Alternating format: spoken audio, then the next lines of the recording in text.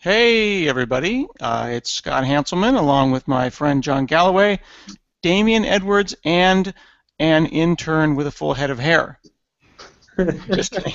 No, I'm sorry. That's Taylor Mullen, and he wrote Shooter and works on all sorts of amazing things, and he is our guest here on the ASP.NET Community Stand-Up. How's it going, gentlemen? Doing all right. Good. You look thrilled to be here. Did you just get Always. dragged in at the last minute? You did. I did. That was like 20 minutes ago. Here I am. That's all right. All right, Damian, a week has gone by. This is our third ASP.NET Community Stand-Up. What are we working on this week? So I wanted to talk about something we haven't spoken a lot about in the whole ASP.NET VNext stuff yet, which is Razor.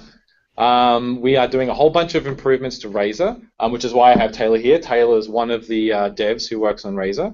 I PM Razor, or program manage. That's a horrible verb. I shouldn't use it that way. So I work on Razor as well, and we have a bunch of new features and things that we're doing in Razor that we wanted to talk about. So let's get started. One of the big things is async support. So up until now, the previous three versions of Razor were synchronous. So we introduced support for async await in .NET in 4.0 with tasks and async await in 4.5, but you haven't been able to use that in Razor pages. So if you're using web pages or you're using MVC Razor views, you weren't able to put async code in there. You can do that now. The code by default is sort of wrapped in an async delegate, so all that just works. You can use await inside there. We've made parsing changes so that you can write at await stuff, and you not have to wrap it in parentheses and stuff. We're still looking at how to make that as nice as we possibly can, but that support is coming, and it's in the nightly builds now. You can use it even with some of the CTPs. I believe the Yeah. last one actually had it out. Yep. Perfect. So that's the first thing we did, is make it async. So those things will be easy to use. And we don't have to think about that. That just is another example of goodness that will happen, and from a syntax perspective, the average developer doesn't think about this? That's right. So unlike in web forms, for example, we've had async support for almost forever, but you always had to explicitly mark the page as async with a directive at the top of the page, and that changed the code that got generated. In this case, you don't have to do that. Razor is just async now. If you don't call anything that's async, it doesn't matter. It doesn't really cost you anything. It's just that you won't have any async work happen, but if you want to, you can now. So that's goodness. So what kind of thing, where do you see people actually using that? Where's async in Razor going to come in handy? So it's important to say that not everything we're about to talk about will make 100% of sense when you use it directly in MVC, but obviously Razor is bigger than MVC. Now, if we talk to an MVC customer, they might very well tell you should never do async stuff in the view, because why are you doing any type of compute in the view? You should already run all that type of business logic and all that database I/O logic before your view is being rendered. But if we think forward to when we look at the next version of web pages, or if you're using Razor in contexts outside of MVC, perhaps for email template generation or something that we can't even think of, then having the ability to call async methods is just goodness. Right. We have that now. Okay. The next thing was something that we added based on a conversation I had with a community member in Oslo this year, along with David Fowler. It was actually one of the Glimpse guys, and he was talking about how he was struggling to get MVC with Razor to support flushing of content to the browser while the view is still rendering. So I guess you could term it incremental flushing. Today what happens in MVC is that when the view is being rendered, the entire sort of HTML string that's being built is buffered on the server in memory, and then the whole lot is sent down to the client in one go. Even if you have a layout page, which may include stuff in the head, like some CSS files that you want the browser to load, and then you have a content page which is separate, it all gets buffered together, and then it all gets sent down as one large blob. And then if you run one of the many sort of open page speed type tests, whether it's YSlow or Google PageSpeed or any of the other sort of things, even Fiddler has some of this stuff, then you may get told, hey, it's been a long time for your time to first byte. You're not doing chunking. You're sort of sending down all the HTML content at once, which means the user sits there looking at a blank screen the entire time until the entire view is finished. And so we wanted to support incremental flushing from Razor. So we now support that. And we support it basically, and it doesn't matter if you're in the layout page or in the content page. There's only a couple of things you really have to do to make this work. So if I'm in my content page, you would set a layout like you do today, because that's usually what most people will do, right? So you'll have a layout equals something, my page, And then you may want to do some flushing down here. It's as simple as calling, I think it's just that flush, right? I think we just put it right on the top. So it's just flush. And I think it's flush async. Yes. So you'd have to put an await in front of that. So I'll just write. This is a good way to show what we support. Flush async. And so now what's going to happen is obviously anything that had been buffered up to this point for the HTML will be flushed directly to the client. Now back in your layout page, if we erase this for a second and look at what you might have in your layout page. Why don't you take a moment and use our high quality purchased zoom in camera there. Tell me when to stop. Zoom and then go up a bit. Excellent. And let's give that a second to. Oh, you've erased everything, right? I have. So now we're in the layout page. So you would generally have, some type of HTML, and then obviously you'll have the head. Now this is the normal #1 candidate for flushing is you want to flush the content of the head to the client. The reason being, obviously, you'll include something like a title. Now, in the case of a Razor page, you may be setting that dynamically. And I think the templates today use a view bag. So you'll say something like, view bag, I'll just abbreviate here, .title. And it's important to know that this will still work. We basically reorder the page execution and do things in the right order so that even if you're setting this from the content page, by the time you come to flush the head, that will have already run. Okay, so we're thinking about those types of things as well. The second thing that you'll usually have in here that you want to flush is a CSS link. So you'll have a rel equals style sheet, and you'll have blah blah blah, the reference to some CSS. After that, you'll often get into the body. Maybe you have some type of hero section, that banner at the top of your site, and you want that to be shown very quickly. You want that to flush. So let's say you had some hero element here, and again, for the sake of brevity, I'll just pretend you have it. You might want to put a flush point right here. And again, you would just say at async, await. I'll do this right eventually. Coding on the whiteboard is very challenging. You're lucky we're not interviewing you and making you do I it. saw that post, yes. And I'm being reviewed by everyone live. This is a typical Microsoft interview. We basically broadcast it to 1,000 people. Internally, absolutely, yeah. Exactly. And so I can put as many of these flush async calls throughout my layout page or my content page, wherever I think it's necessary to flush more content to the browser so that the user sees something incrementally. So totally brainstorming here, why wouldn't I just make a keyword like @flush if this is such a fundamental feature? So you could. There's no reason we couldn't choose to add a new Razor directive, which turns into code, which is essentially this. But we tend to leave directives for things that you couldn't otherwise really express easily in code. In this case, this is just a method call. Like, we're not really doing any gymnastics here. You simply call the flush method on the page. That's linked to the text buffer and the text writer that represents the HTML being written. And then we appropriately send that flush call out through the entire network stack, including the HTTP response abstraction and the web server and yada, yada, yada out to the socket in the hopefully the most performant and efficient fashion we can. So we've put a lot of work into ensuring that we're not unnecessarily buffering pages in this release. So previously we had a bit of trouble where we would perhaps make a bunch of copies of the HTML in your Razor file before it went out on the wire. We've tried to reduce a lot of those so that now when you call flush, you're really flushing. So I think that the fact that you commented 3 or 4 times on that we put a lot of work into the internals, it would be really interesting to get comments from people, whether they be doing it live, if you're watching this live, put those comments in the YouTube down here at the bottom. How important is the syntax? Is @await flush async a good-looking syntax, or do you want something that's more terse, just @flush or uppercase versus lowercase? This is the kind of feedback. If there's a cool new feature that's happening that they're working on, give that feedback so that they can express. So we can ethically ignore it and move on to the next thing. No, but seriously though, another question would be like in the link area there. What if that were minified? Would that be an example of something you'd want to async? Sorry, say that again. Let's say that in the link there you were doing a bundler or having some call and you wanted it to be inline, or maybe you were inlining something as base64 or an image as base64. Not necessarily. So generally, the rule of thumb for doing async in web or server scenarios is that you would do it for I/O, off-box I/O. So if you're making a network call, or if you're calling out to some background process, where you can suitably release the thread without otherwise using resources in the process that's running your website. Now, Windows is set up for doing this using something called the IO completion port system, or IOCP, using a dedicated thread pool at the operating system level that deals with just invoking callbacks once some IO operation is completed. And so if you say, read a bunch of bytes off disk, or make this database call, there are generally async versions of those APIs available because they utilize this underlying IOCP facility.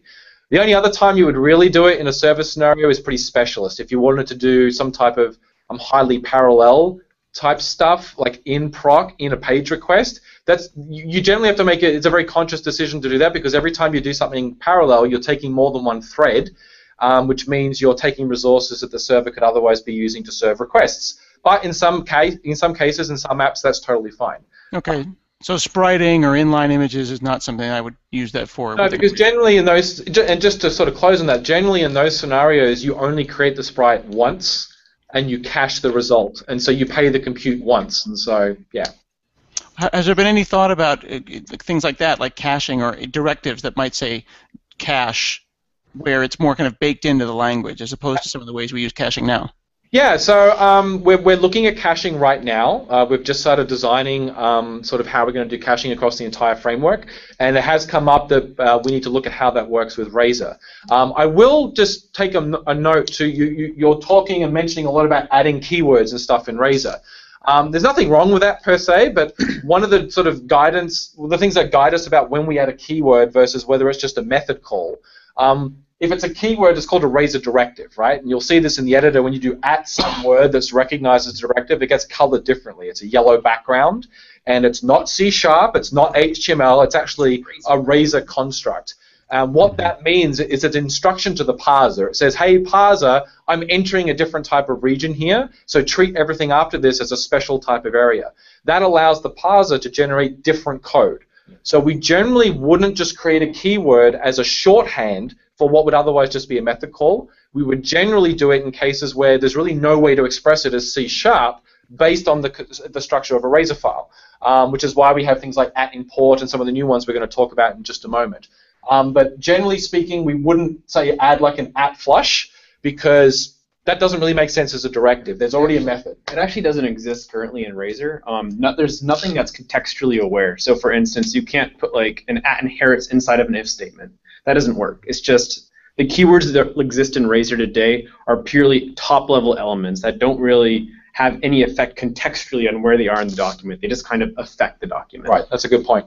But do I think, when I say like @if and start going and doing stuff, am I thinking in my mind that that's a directive? That's not a directive, it's code. I know that, but what I'm saying though is that as a developer, you're making a very clear kind of language specification writer's perspective on directives versus functions versus, but if I were a really opinionated person and I'm putting this framework up against other opinionated frameworks, they might say, oh, @flush and @cache feel right, regardless of the implementation details, because @if is one thing and Understood, but there's an underlying mechanic that makes up what Razor is, right? Razor, if you boil down to what it is, it's ultimately about interspersing code with markup, as for the facility of templating. Right. The directives are there to help provide structure to the Razor parser and to implement features that are declarative.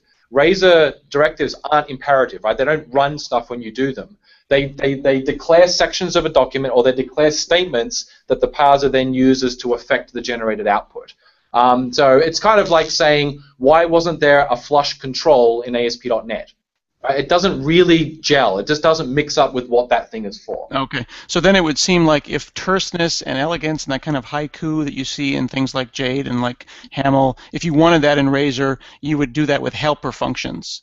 Like you would talk about arguments of like flush versus flush async, or some cache helper that would be an HTML helper that's ubiquitous that I wouldn't need a namespace prefix on top of, but it would not be a Razor directive.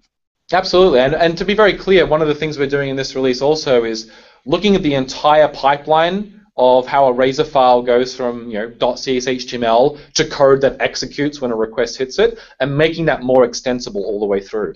So a lot of the stuff that we're going to talk about today, the actual feature level, A lot of it, if not all of it, is built on top of either existing or new extensibility points that you'll be able to plug into if you want to do some more crazy stuff like you're talking about, which is, hey, let me try and actually change what it means to have this Razor keyword here. Like, what does that do? We're kind of thinking about opening up that entire pipeline to make it a lot more hackable. Oh, yeah. But again, there are certain characteristics that define templating languages. And Razor is different to web forms, which is different to Sake, which is different to Spark, to different. They all have different characteristics about how they represent certain constructs. And my point was that directives do a specific thing in Razor, and yeah, you could do at anything. The anything can just be a method call. But again, if it's async, you're going to be a little bit limited because you're limited by the language boundaries, which is, hey, you have to call await. You have to put an await in front of an async method if you want it to be truly await. Although you could get very tricky with that with something like a tree visitor that visits the code chunks in the Razor. And I'm talking like crazy Razor stuff now. You could go and like modify the code tree before it gets compiled just based on convention. If you said at flush async in the source, and you could go, well, when I run this thing and compile it, I see the word async, but I don't see the word await. Let me just fiddle with this code snippet before it gets rendered and add await in front of it. You could totally do stuff like that in Razor. So, what about like helpers? Because it seems like a common helper, like Scott's asking for, like helpers hanging off the page or the base. Perfect, perfect segue, John. My God, that PayPal's on its way to you. So, one of the next things we wanted to talk about was some work around view start and a new directive we have called @inject. So one of the big things we've added in ASP.NET VNext is the dependency injection system. Huge, it's everything. And so one of the things I said early on was if we're going to have dependency injection everywhere, we need that somehow baked into Razor. Like I need to be able to pull something in from the DI system directly into my Razor view or page without a lot of ceremony, right? And this is where a directive makes a lot of sense. And so we have a new directive which is called @inject, which I'm going to put up the top here. Can you see that okay? Yep. Okay. Yep. Let me zoom in just a tad. Okay. All right. So @inject, as you can suspect, lets me put stuff after it, which says, hey, what is it from the DI system or the IOC container that you want to appear on this page? So you have to give it a type, which is kind of the contract, and then a name for the property that it will appear on. So I can say I want an I@foo to appear as a property called foo.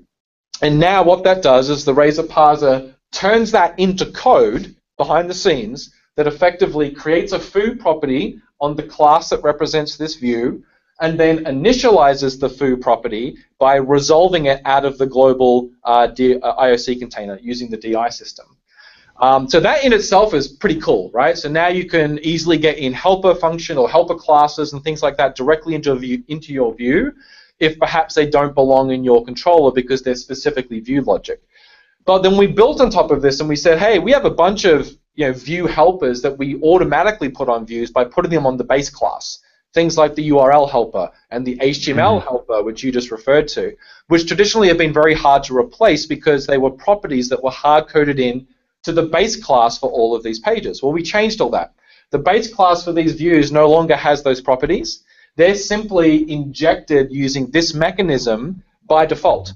And then you can change them. So perhaps I want to change the HTML property to not be the built-in HTML provider. Well, now I can just say inject, my HTML, which is just a class that I created in the system. It doesn't have to implement any interface or derive from any base class. I just create a class called my HTML. I register it with my application's DI system via the startup.cs, and then I tell my page to use it by doing that. And then now down here when I say @HTML dot, I'm not using the built-in HTML helpers now. I'm using the one that was injected via DI. Wow, okay, so you could very easily extend the base HTML helper class, add on your own stuff, and then inject it. Yeah, exactly. So you can still use the extension method approach like we've had previously. You could derive from the new type that's there that contains all the HTML helpers and then replace it this way. Or as I said, you could just say, screw it, I don't want to use any of the HTML helpers in the system. Let me build my own one, but let me continue to use the HTML dot syntax. Now, this is particularly useful for maybe for things like control vendors, or if you want to create wrapped versions of the default helpers, you don't want to have to particularly change how you call them, but you want to change how they emit Right. code. That was my next question. So this is tag builder, like what was it called? Tag mapping in web forms, where Yeah, it's very similar to tag mapping. I want all text boxes to be the Telerik text box. Exactly. So you could certainly do that. The limitation in web forms was that whatever you mapped it to had to derive from the thing you were mapping it from. There's no limitation here because it just becomes a property that's generated on your class at runtime, like when we compile this class, this view for the first time. So that's kind of cool that you can do that now. Now, you might be looking at this and going, okay, that's great, but I don't want to have to do this in every view, obviously. If I want to do it across my app, I don't want to have to put @inject on every single view. Well, we have you covered there. Because what we also did is, again, in thinking about how these directives work across your app, we added support to doing this in what? ViewStart. So Can you zoom in there? It got blurry suddenly. See if I can force it to focus. Yeah, there you go. When you erase everything, it gets confused. Okay, so if I have my my ViewStart page. Now, again, if you're using MVC, this will be particularly. This will be pretty common to you. You know what I'm talking about? You should always get these view starts kind of baked in to every application that you run. So I'm in that. Now, previously a view start could only contain code. All you would really do in here was put in a code block, erase a code block, and you would set some properties. Right? That's what you would see in the view starts today. Well, now we support directives in view starts as well. So now I can do @inject. And I can use that same example I did before. So I can do like, demo HTML as HTML. And now in every page that specifies this view start as its, in any page that this view start would apply to. Correct. So what's that? If it's in the same folder? So in the same folder, but it also goes subdirectory. Oh, it does hierarchies too. So you can actually have multiple view starts, which is really cool. Ooh, good point. So you can do, this could be at the app level, right? So this could be in the views folder. And then you could have something in the, subfolder of some description. Or something. Yeah. And that could be its own view start, right? Yep. These cascade. And so now in here, I could overwrite that @inject. So isn't this similar to what we had in web pages already, though? No, we didn't have this in web pages at all. We had individual views in web pages where a folder could have an overridden layout. Yes, and an overridden view start. Yes, but that was only due to the code block that you could put in a view start. You've never been able to put directives like this in a view start and have them cascade. Okay, so the cascading views, like a view overriding another, is new. The directive is not new, rather, but the directive is totally new. The directive is new. It's like having this view start completely affect the code generation of the final file you're going to be running the code for. Right. And it'll make more sense as you see us add more directives. So probably the biggest one right now, the two, is @inject and @tag-helper, which we'll talk about next to finish this off. So now you can cascade the configuration of your views, where you can affect the configuration by directives by putting those directives in ViewStart. Previously, there were very few directives that made sense at the top of the page anyway. You would do @using and @using works too. @using works like this, yeah. So if you want to have a whole bunch of using statements in your view start, you don't have to declare them everywhere. I think previously you could put usings in web.config, yeah. But now you can just shove them in ViewStart and you can change them at the folder level based on the hierarchy, which is much better. Yeah. Hey, we have a question on YouTube from Rahul, and he asked, do I get compile time check with Inject, and can it be done in the view, or is it specific for layout only? Great question. So yes and no. Yes and yes, I should say. So yes, you will get compile time checking if you pre-compile your views. So just like today, when you compile your app, there's code that gets compiled, and then the views being compiled is a separate step, which I think will be turned on by default as the current plan. So yes, you'll get IntelliSense for these because they'll be mapped in the editor correctly, and you'll get compilation checking because the C# language service will be hooked up. So yes is the short answer. And this is valid both in ViewStart and directly in a page. Pretty much it's safe to say any directive that's valid in a page will be valid in a ViewStart, is the intent, and vice versa. Yep. So yeah, Taylor mentioned some of the other ones. So we have @using. Yep. which is how you do basic, system.io. Whatever. You can just do a using up there, and that's like a C# using. And then we have a new one. We have a couple of them. What was it? Inherits? Inherits at model. That works as well. Inherits. So this is how you would. I spelled that wrong. Zoom in for me. What's that? Zoom in, please. And up. Thanks. Up. Tracking shot. There we go. So inherits will change the base class that this view is compiled on top of. Yep. Okay. So you can put whatever you like in here. And what was the one you just said? At model. At model, yeah. If you're an MVC, obviously you know this. You can actually put that in VStart. Yeah, that's crazy. Because by default, these pages extend from what MVC tells it to extend to. Okay. Say, oh, use this model. Just go ahead and use it. That's kind of cool, actually, because then you could choose to put partials in a folder that all use the same model. Yeah, and then you could just set the model once in VStart. That's kind of cool. So I have a question, and tell me if this is a derail, because maybe I have this wrong in my head, but in a world where we're doing both client-side templates and server-side templates, and plus all of these new directives, what if I have some template in whatever, a mustache template or some kind of template, but a Razor template, but I want it to be usable in both places? Does Razor add anything to that scenario?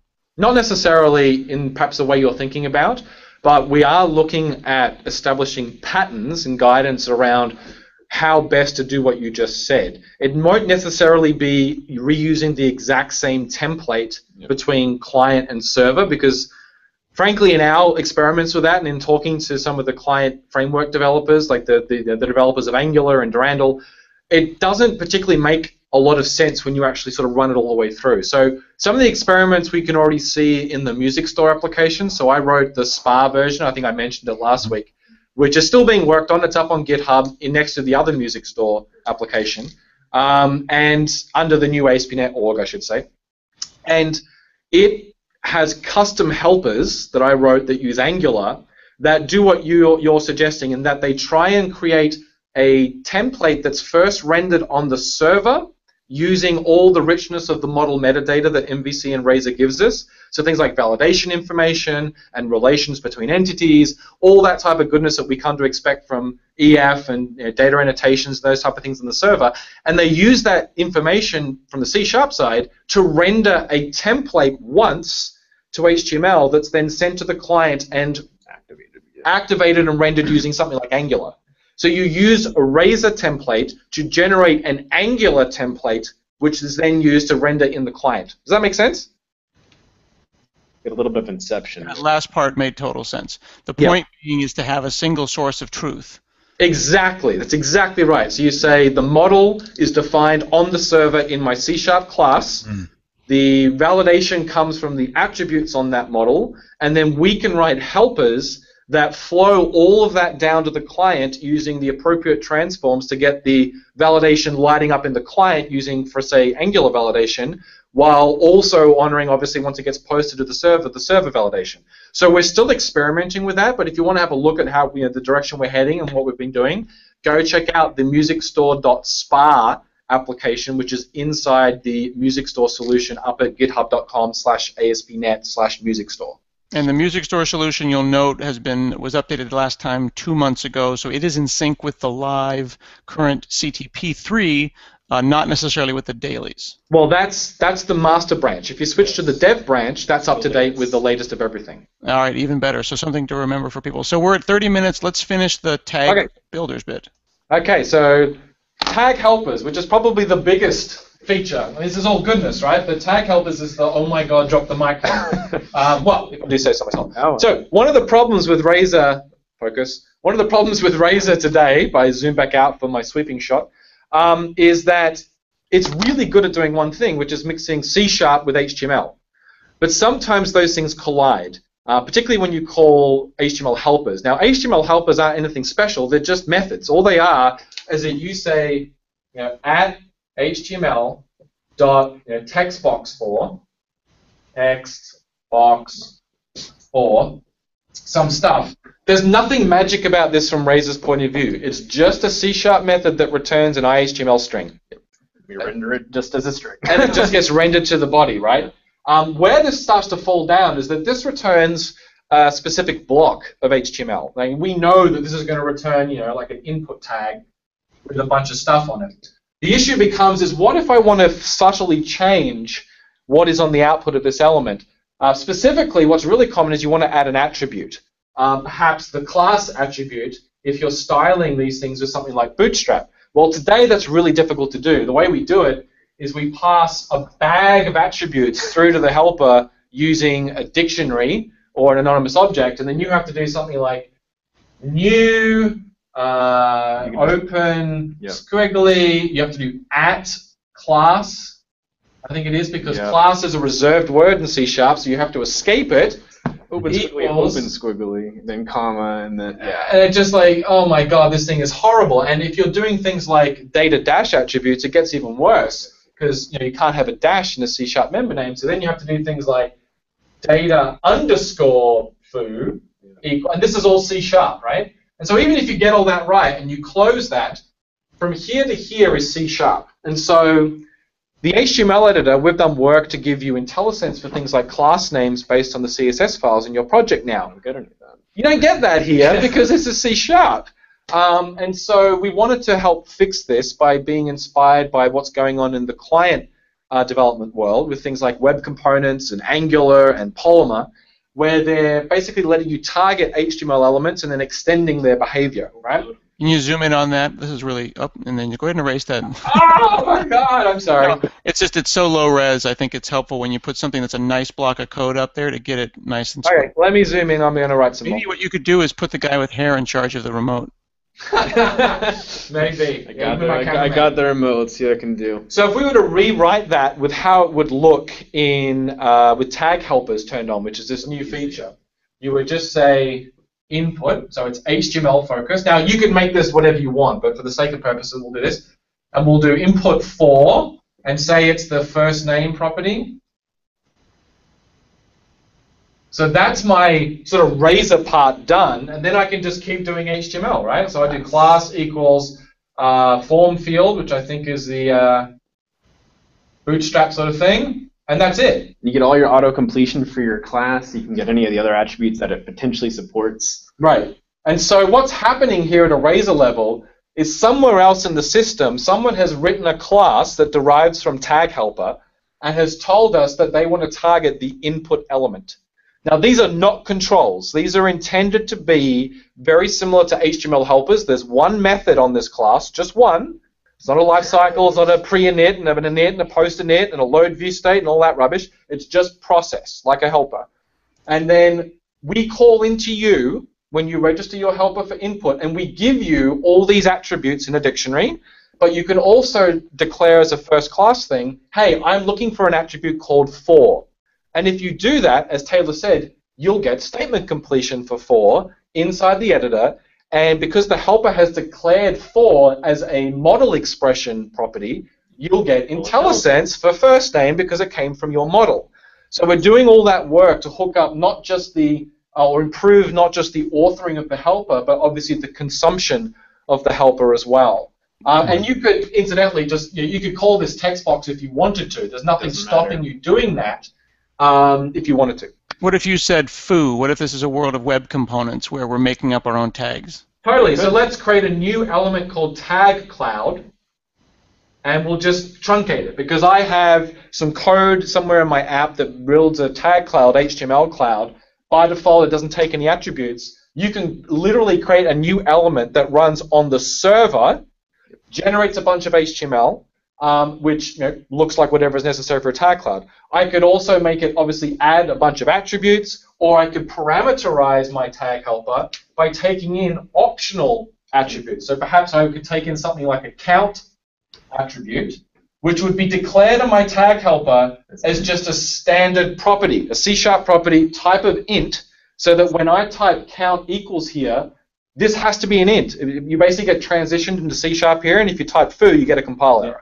So basically you're having compile checking with your HTML elements for things that actually matter. One really cool thing is if we could potentially even have a shooter element, which made an iframe and it pointed to the shooter website.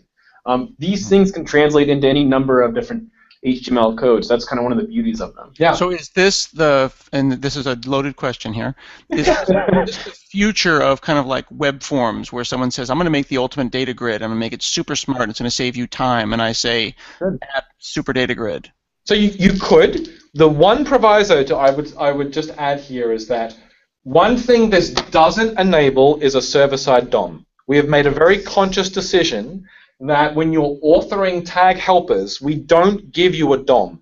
You can get access to the HTML inside of you, but only as a string, and you have to opt into it, because as soon as you do that, we have to start buffering, and again, now you've lost all those performance benefits that we talked about in the beginning of this stand-up. And so by default, if you have stuff inside, so let's say I created a foo element, and then in the CSHTML file, you had stuff in here as well, right? By default, we still render this top to bottom. And so you could put a flush point in theory here, and it works, all right? It doesn't, if we started giving you all this content in the tag helper by default, we'd have to run this first and then pass the output HTML to the tag helper for foo before we could execute foo. In doing that, we would obviously create more buffering and slow down the page. Be clear, you can still opt into that. There are cases where you'd want to build a tag helper like that, and we allow that, but it's not the default.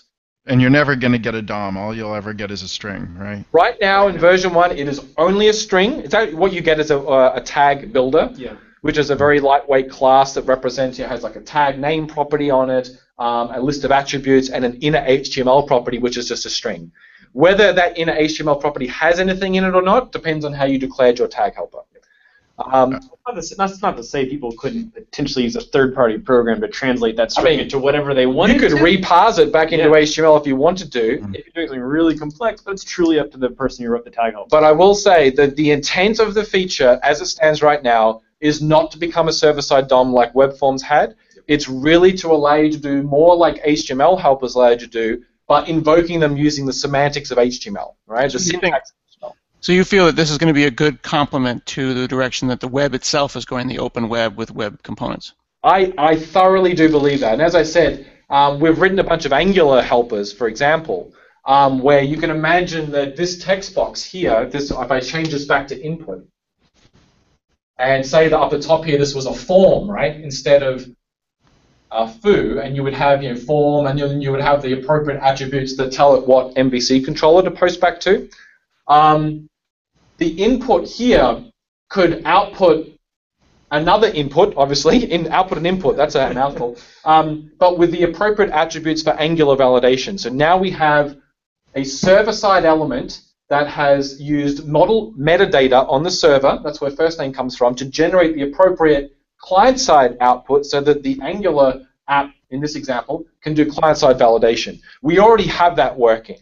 And that's kind of where we're seeing that meld between server-side rendering and client-side rendering. That's where we're seeing the real opportunity right now. I think it's also worth mentioning, too, that Damien's talking about this potentially having Angular benefits to it. Well, you could have multiple tag helpers target the same element. So some third party could go ahead and make Angular tag helpers, which target input. But that doesn't stop another third party from making a completely different set of tag helpers that also target input.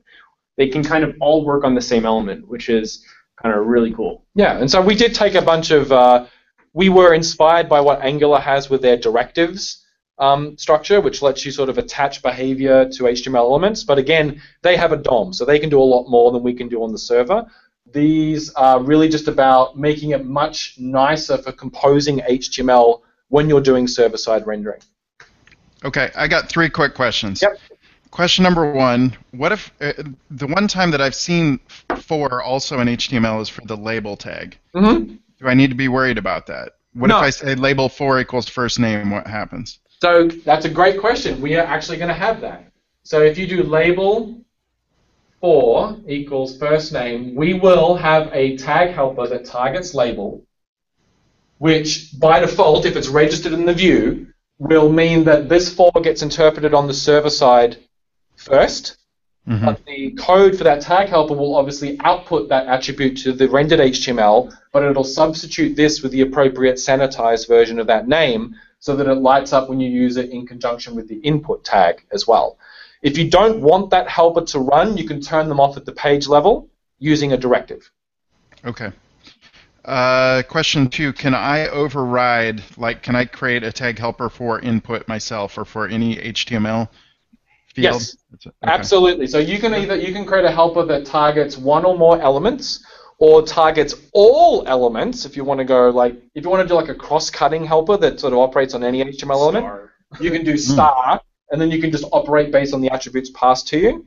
And again, you just have to register them either in your view start or the page by doing an I think it's add tag helper at the top. Yes. And then you can pass in a string which basically equates to how we can find it, an assembly name or a namespace name or a class name.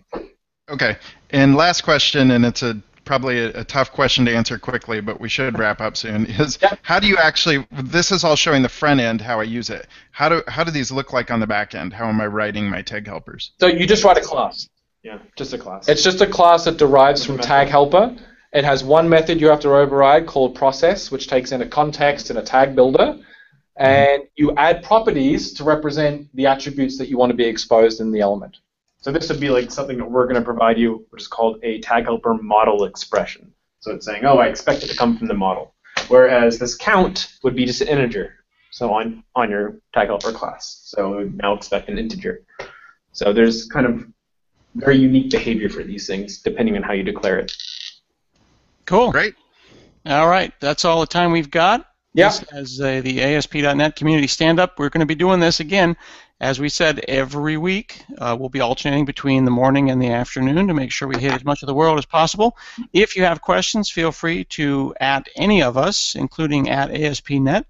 Follow us on Facebook, follow us on the Twitters, and we'll see you again next week.